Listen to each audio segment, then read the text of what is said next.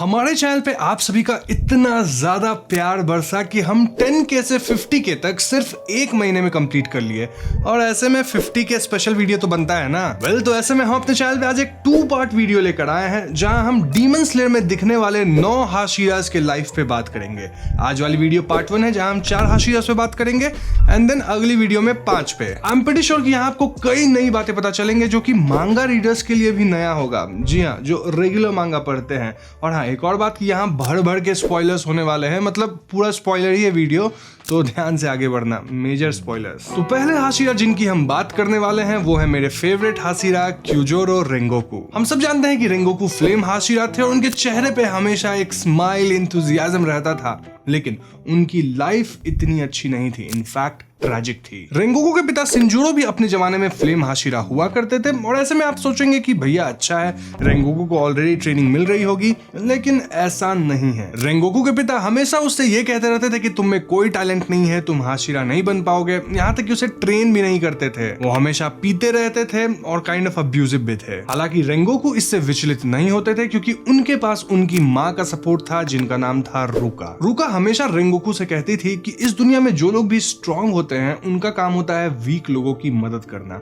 और देखा जाए तो रेंगोकू इसी प्रिंसिपल पे अपनी लाइफ जीते थे। रेंगोकू अपने छोटे भाई को भी काफी मोटिवेट और सपोर्ट करते रहते थे, लेकिन एक दिन अचानक उनकी मां चल बसी। ऐसे में रेंगोकू के पिता और भी ज्यादा अब्यूजिव होने लग गए थे और रेंगोकू यहाँ खुद से किताबों को पढ़ के फ्लेम ब्रीदिंग के टेक्निक्स को सीखने लग गए। जब उन्हें अपने टेक्निक पे थोड़ा बहुत मास्टरी होने लग गया तो वो डीमन स्लेयर बनने भी निकल पड़े। अब यहाँ पूछ सकते हैं कि रेंगोकू के पिता ऐसे बिहेव क्यों करते थे, मतलब पहले तो वो हाशिरा थे ना। इसके पीछे 2 मेजर रीजंस बताए जाते हैं। अब सही कौन है वो आप खुद से डिसाइड कर लेना। तो पहला रीजन है रुका की टर्मिनल इलनेस, जो कि दूसरे बेटे को जन्म देने के बाद आ गई थी। इससे रेंगोकू के पिता काफी परेशान हो गए थे और इसलिए इनका लाइफ में इंटरेस्ट खत्म हो गया था। अब यहाँ एक और रीजन ये है कि रेंगोकू के पिता को बाद में जाके पता चला कि there is something called sun breathing, जो कि बाकी ब्रीदिंग टेक्निक से बेहतर है। तो ऐसे में उन्हें फ्लेम ब्रीदिंग या कोई भी ब्रीदिंग स्टाइल मतलब बेकार लगने लगा और ये पूरा काम से ही उनको नफरत हो गया। तो यही प्राइमरली रीजन है कि क्यों रेंगोकू के पिता इस तरह से एक्ट करते थे। Anyways, coming back to Rengoku, वो अपने पहले मिशन पे ही एक फ्लूट डीमन से भिड़ते हैं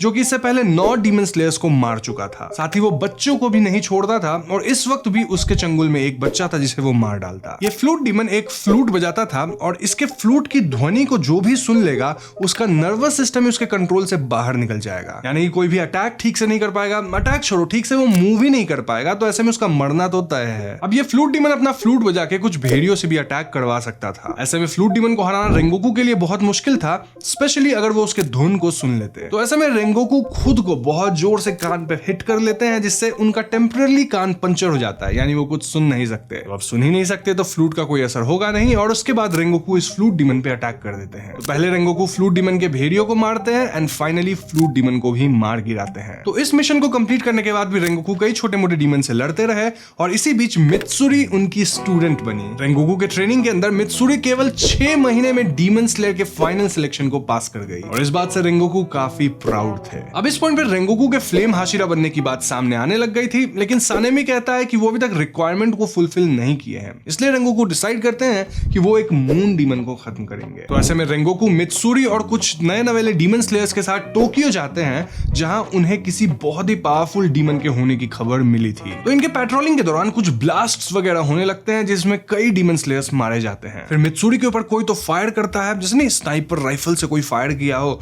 और मित्सुरी एकदम जस्ट बचती है एंड इसी पॉइंट पे रेंगोकू समझ जाते हैं कि फायरिंग कहां से हुई है और पलक झपकते ही वहां वो डीमन के पास पहुंचते हैं और उस पे हमला कर देते हैं। अब ये डीमन कोई मामूली डीमन नहीं था बल्कि था लोअर मून 2 हायरो। हायरो एक ऐसा डीमन था जो कि एक्सप्लोजिव्स और गन्स का इस्तेमाल करके अटैक करता था और वो अपने शैडोज से भी कई सारे गन्स को मैनिफेस्ट करके अटैक करता था, ऑब्वियसली जो वो स्टोर करके रखा हो। अब हायरो का रेंगोकू के पिता से दुश्मनी हुआ करता था क्योंकि रेंगोकू के पिता ने हायरो को पास्ट में बड़ा मार मारा था, मतलब तरपा के, और उस टाइम हायरो एक वीक डीमन हुआ करता था। तो अभी हायरो को लगता है कि ये रेंगोकू के पिता ही हैं, लेकिन फाइट के दौरान से पता चलता है कि नहीं, ये रेंगोकू के पिता नहीं, उनका बेटा है। वैसे हायरो अब बहुत ज्यादा ताकतवर हो चुका था और वो डिसाइड करता है कि वो रेंगोकू को भी ठीक वैसे ही तड़पाएगा। अब रेंगोकू को वो तड़पा कैसे सकता है? वेल, अगर वो उनके लव्ड वंस को मार दे, और यहाँ उनके लव्ड वंस कौन है? मित्सुरी। तो ये डीमन मित्सुरी को ओवरपावर करके उसके सर पे बंदूक तान देता है और उसे मारने ही वाला होता है कि रेंगोकू आते हैं और मित्सुरी को बचाते हैं। इस पॉइंट पे डीमन अपने डीमन आर्ट्स का इस्तेमाल करके अपने शैडोज से केनाइंस यानी कि वुल्व्स होते हैं ना, उसी टाइप के क्रीचर्स निकालने लग जाता है जो कि मित्सुरी पे अटैक करते हैं। अब इन भेड़ियों से मित्सुरी कैसे लड़ती है, ये बात मैं आपको मित्सुरी को जब एक्सप्लेन कर रहा हूँ तब बताऊंगा। फिलहाल हम रेंगोकू पे ही फोकस करते हैं। सो हायरो रेंगोकू को मारने के चक्कर में अपना पूरा बुलेट्स और एक्सप्लोजिव्स यूज कर देता है, लेकिन फिर भी ये सब झेलने के बाद रेंगोकू वहां खड़े थे। ऐसे में हायरो अपने फाइनल फॉर्म में आता है जहां पे वो अपने बॉडी से सारे केनाइंस को अटैच कर लेता है और एक बड़ा सा डीमन बनता है। यहाँ वो अटैक भी तलवार से कर रहा था। तो फाइनली रेंगोकू और ये डीमन का फाइनल फॉर्म दोनों तलवार लेके एक दूसरे के सामने खड़े होते हैं और दोनों एक दूसरे पे अटैक करते हैं। इस अटैक में रेंगोकू अपना 9th ब्रीदिंग फॉर्म यूज करते हैं, जी हाँ, जिसका नाम ही रेंगोकू है, और इसका इस्तेमाल करके वो इस बुलेट डीमन को या गन डीमन या एक्सप्लोजिव डीमन जो भी है, हायरो नाम है इसका, उसे मार गिराते हैं। अब इस पॉइंट पे रेंगोकू भी इतना ज्यादा चोटिल हो गए थे कि वो भी कोलैप्स होने वाले थे, लेकिन यहाँ मित्सुरी आती है और उन्हें संभालती है। इस पॉइंट तक मित्सुरी और कुछ डीमन स्लेयर्स मिलके जितने भी हायरो द्वारा बम लगाए गए थे टोक्यो शहर में, उस सबको डिफ्यूज कर चुकी थी। तो इस इंसिडेंट के बाद रेंगोकू को हील करने में थोड़ा समय लगा और कुछ ही दिन में वो हाशिरा भी बन गए। और यहाँ तो हम सब जानते हैं कि रेंगोकू कितने अच्छे इंसान थे ना। उनकी अगली बड़ी फाइट हुई थी म्यूगेन ट्रेन आर्क के दौरान, जहां वो एनमू से भिड़े थे। अब एनमू से प्राइमरली तांजीरो और इनोस्के लड़ रहे थे, लेकिन यहाँ रेंगोकू का काम बहुत ही इंपॉर्टेंट था और वो था ट्रेन के सभी पैसेंजर्स को सेफ रखना। और ये काम रेंगोकू बहुत ही बेहतरीन तरीके से करते हैं। मतलब उनका स्पीड इतना ज्यादा था कि तांजीरो, इनोस्के, जेनित्सु सब उनके शरण में आ जाते हैं कि सर हमें भी सिखाओ, और रेंगोकू मान भी जाते हैं कि हाँ ठीक है, तुम सबको सिखाऊंगा। नाउ एनमू को हराने के बाद अचानक से वहां अपर मून 3 आकाजा आ जाता है, जिसके साथ रेंगोकू की लड़ाई होती है। इस लड़ाई में बहुत ही तगड़ा हैंड टू हैंड कॉम्बैट होता है एंड बहुत ही अमेजिंग फाइट सीक्वेंस हम देख पाते हैं, लेकिन in the end Akaza Rengoku को मार गिराता है। यहाँ ध्यान रखना, रेंगोकू भी आकाजा को काफी अच्छी टक्कर दिए थे। इनफैक्ट अगर सनलाइट हो जाती, थोड़ा देर और रोक लेते तो आकाजा भी मारा जाता सन में जल के, लेकिन आकाजा अपना हाथ काट के वहां से भाग निकलता है।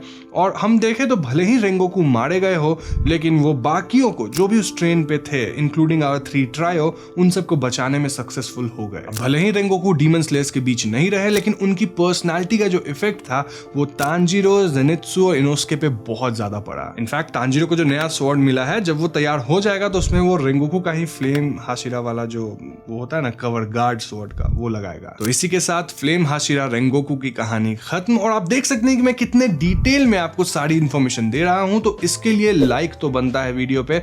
भैया 20 के लाइक्स का एम कर रहे हैं, तभी पार्ट 2 लाऊंगा, सही बता रहा हूं। साथ ही जैसा मैंने बताया कि मेरे फेवरेट हाशिरा रेंगोकू है, तो आप कमेंट्स में बताना कि आपके फेवरेट हाशिरा कौन है। खैर, अगले हाशिरा जिनकी हम बात करने वाले हैं वो है लव हाशिरा मित्सुरी। मित्सुरी 5 भाई बहन के साथ बड़ी हुई थी और बचपन से ही वो काफी स्ट्रांग थी। I mean, जब वो सिर्फ 13 महीने की थी तब वो एक 15 kg का पत्थर उठा ली थी। इसके अलावा मित्सुरी बहुत ज्यादा खाती है। जी हाँ, सभी हाशिराज में उसका डाइट सबसे ज्यादा है और कहा जाता है कि वो 3 सुमो रेसलर इतना खा सकती है। अब पहले के जमाने में लड़कियों का इतना स्ट्रांग होना बहुत अप्रिशिएबल चीज नहीं थी, तो ऐसे में मित्सुरी जानबूझकर अपने आप को वीक दिखाती थी। इनफैक्ट खाना भी कम खाती थी। मित्सुरी अपने बाल को भी डाई करके रखती थी। और मैं आपको बता दूं कि मित्सुरी के बाल का कलर ओरिजिनली ऐसा पिंक ग्रीनिश नहीं था। जी हाँ, वो इतना ज्यादा साकुरा मोची खाई, एक तरह का पता नहीं स्वीट होता है कुछ जापान में जिसका कलर पिंक ग्रीनिश होता है, वैसा ही, तो वो खा खा के उसके बाल का कलर भी वैसा हो गया। एनीवे, 17 साल की उम्र में मित्सुरी की शादी होने वाली थी और इस शादी को तोड़ दिया गया था। और इसी पॉइंट पे मित्सुरी सोची थी कि वो अपने लिए कोई एक ऐसा बंदा खोजेगी जो कि उससे भी ज्यादा स्ट्रांग होगा। इसी चक्कर में वो डीमन स्लेयर ज्वाइन करने का सोची और यहाँ उसकी मुलाकात होती है रेंगोकू से, जो कि मित्सुरी के मेंटर बने। मित्सुरी केवल 6 महीने के ट्रेनिंग लेने के बाद ही फाइनल सिलेक्शन को पास कर गई और यहाँ रेंगोकू से इतना खुश हुए थे कि वो उसे एक व्हाइट हायोरी गिफ्ट किए थे। वो पहनने वाला होता है ना जैकेट जैसा, हाउरी कहते हैं, ऐसा ही कुछ है।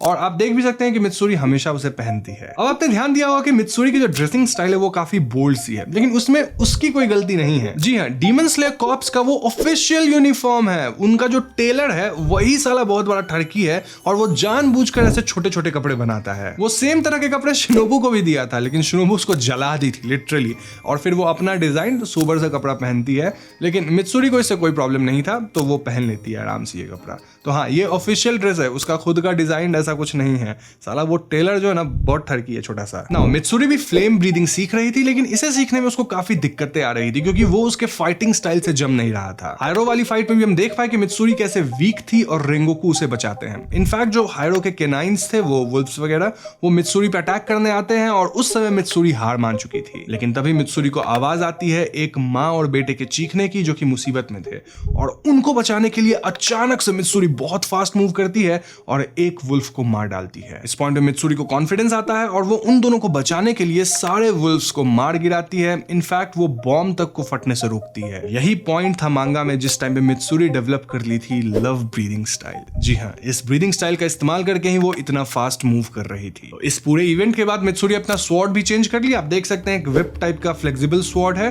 क्योंकि उसके अटैक के हिसाब से वही ज्यादा अच्छा है। साथ ही इसी पॉइंट के बाद मित्सुरी खुद भी एक्सेप्ट कर ली कि वो अपने अपीयरेंस को या फिर अपनी एबिलिटीज को छिपाएगी नहीं।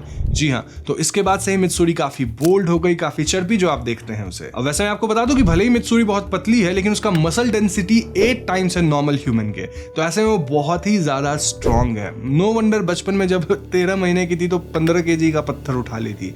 मेरे से अभी नहीं उठेगा। नहीं उठ जाएगा, उतना तो उठ जाएगा यार, जिम करना होगा थोड़ा। Now major spoiler alert, swordsmith village arc के दौरान मित्सुरी भिड़ेगी पता है किससे? हान तेंगू से। आप समझ ही गए होंगे इस बात को, लेकिन मैं आपको बता दूं कि यहाँ वो अपना डीमन स्लेयर मार्क भी अनलॉक करेगी। फाइनल फाइट में मित्सुरी सर्वाइव नहीं कर पाई, लेकिन हाँ, वो मुजान पे अटैक जरूर करेगी, एक बहुत ही तगड़ा सा सरप्राइज वाला अटैक। हम ये भी जान पाएंगे कि मित्सुरी ओबोनाई को चाहती है और ओबोनाई भी उसे चाहता है। ओबोनाई कौन? Snake Hashira. अब यहाँ मैं आपको फाइनल फाइट की पूरी डिटेल्स नहीं बता रहा, क्योंकि भैया फाइनल फाइट की एक अलग वीडियो आएगी अच्छी वाली, जो प्रॉमिस किया है मैंने, तो उसमें सारी डिटेल्स बताएंगे। वो वीडियो भी बहुत बड़ी लंबी कई पार्ट्स में होगी। तो अभी बस बता रहा हूँ कि कंक्लूजन क्या था, इंक्लूजन नहीं, कंक्लूजन क्या था। वैसे एक फन फैक्ट बताऊं, मित्सुरी का जो वो विप वाला स्वॉर्ड है ना, वो एक साउथ इंडियन वेपन से इंस्पायर्ड है, जिसे हम उरुमी कहते हैं शायद। एनीवेज, हमारे अगले डीमन स्लेयर हैं वाटर हाशिरा गियू तोमियोका, जो कि अपने आप को फेक हाशिरा मानते हैं। बचपन में गियू अपनी बड़ी बहन सुताको के साथ पले बढ़े थे, और यहाँ सुताको खुद को सैक्रिफाइस कर दी ताकि वो गियू को बचा सके। जी हाँ, वहां एक डीमन आ गया था जो कि गियू को मार डालता, लेकिन सुताको खुद को सैक्रिफाइस करी।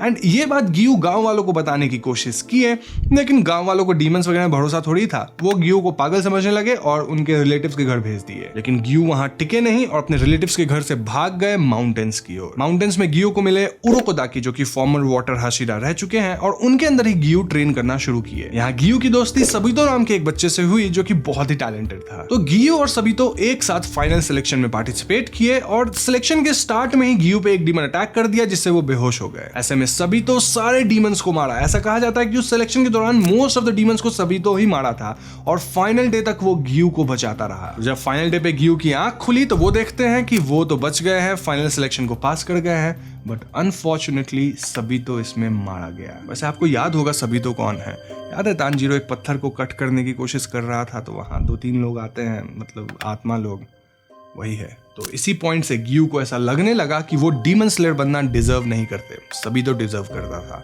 और जब वो हाशिरा भी बन गए तो वो खुद को फेक हाशिरा समझते हैं। आपने देखा होगा कि गियू बाकियों से बात नहीं करते, सभी हाशिरा से दूर रहते हैं, और सबको लगता है कि ये गियू का एटीट्यूड है, लेकिन असल में गियू अंडर कॉन्फिडेंट है, और उन्हें लगता है कि वो डिजर्व नहीं करते इतने हाशिराज के साथ रहना, क्योंकि उनमें वो टैलेंट नहीं है।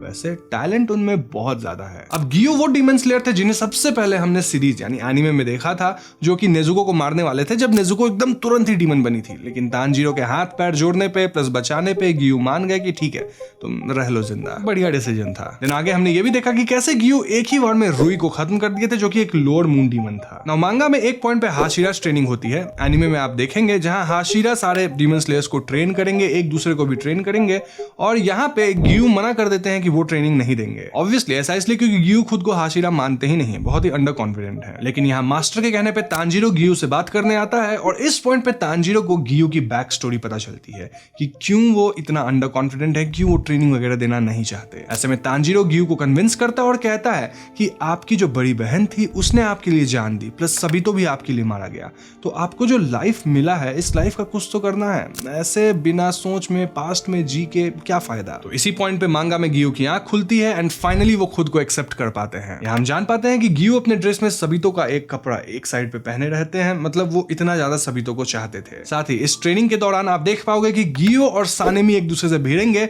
और कैसे दोनों का स्पीड ऑलमोस्ट इक्वल है, मतलब गियू का ही थोड़ा ज्यादा है। समझ रहे हो, गियू मतलब अमेजिंग है यार, पता नहीं इतना अंडर कॉन्फिडेंट कैसे है। मेरे अंदर इतना ताकत होता तो मेरे में तो इतना कॉन्फिडेंस होता कि मैं बता नहीं सकता कितना कॉन्फिडेंस होता। नाउ इन्फिनिटी कासल में गियू आकाजा से भिड़ते हैं और वहीं पे अपना वो डीमन स्लेयर मार्क भी अनलॉक करेंगे। फाइनल बैटल में वो मुजान से भी लड़ेंगे और इस फाइट को वो सरवाइव भी कर पाएंगे। तो यही थी गियू की कहानी और अब हम बढ़ रहे हैं वीडियो के आखिरी हाशिरा की ओर, जो कि होने वाले हैं विंड हाशिरा सानेमी। सानेमी को हम सब ने एनिमे में देखा है जहां वो नेजुको को मारने के पीछे पड़ गए थे और तभी से हम समझ गए थे कि सानेमी थोड़े गुस्सैल किस्म के इंसान है, बहुत ही ज्यादा ओवरपावरिंग और बहुत ही ज्यादा अग्रेसिव। लेकिन मैं आपको बता दूं कि सानेमी की लाइफ बहुत ही ज्यादा ट्रैजिक रही है, जिसकी कहानी को सुनकर आपका भी हृदय परिवर्तन हो जाएगा। तो सानेमी 7 भाई बहन के साथ पले बढ़े थे, जहां उनकी माँ ही उनका ख्याल रखती थी, वही कमाती थी, इन सब का देखभाल करती थी। सानेमी के पिता भी थे लेकिन मोस्ट ऑफ द टाइम वो कोई काम नहीं करते, बच्चों को मारते, फिर अपनी बीवी को मारते,